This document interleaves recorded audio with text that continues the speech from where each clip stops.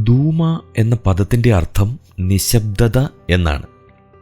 ഇസ്മായേലിൻ്റെ ഒരു പുത്രൻ്റെ പേര് ദൂമ എന്നായിരുന്നു. അറേബ്യയിലെ ഒരു ഇസ്മായേല്യ ഗോത്രത്തിൻ്റെ സ്ഥാപകനാണ് ഇദ്ദേഹം. പ്രസ്തുത ഗോത്രം പാർത്ത പ്രദേശത്തിനും ദൂമ എന്നു പേരായി.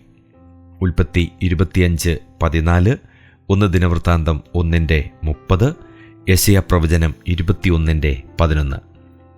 രണ്ടാമതായി പറഞ്ഞിരിക്കുന്നത് യഹൂദയിലെ ഒരു പട്ടണത്തെക്കുറിച്ചാണ്. ഹെബ്രോന് ഏതാണ്ട് 16 കിലോമീറ്റർ വടക്കു പടിഞ്ഞാറാണ് സ്ഥാനം. യോശുവ 15:52. 2 രാജാക്കന്മാർ 23:46 രൂമ ദൂമയായിരിക്കണം. രൂപസാമ്യം കൊണ്ട് എബ്രായയിലെ ദാലത്ത് റേഷാകുക എളുപ്പമാണ്. യെശയ്യാവ് 21:11 ദൂമയെക്കുറിച്ചുള്ള പ്രവാചകം എന്ന് കാണുന്നു. മൗനം പ്രതീകാത്മകമായി ശവക്കുഴിയിലെ മൗനത്തെ കുറിക്കുന്നു. അതുകൊണ്ട് മൃതന്മാരുടെ ദേശത്തെ ആയിരിക്കണം ദൂമ വിവക്ഷിക്കുന്നത്. സങ്കീർത്തനം 94:17, 115:17.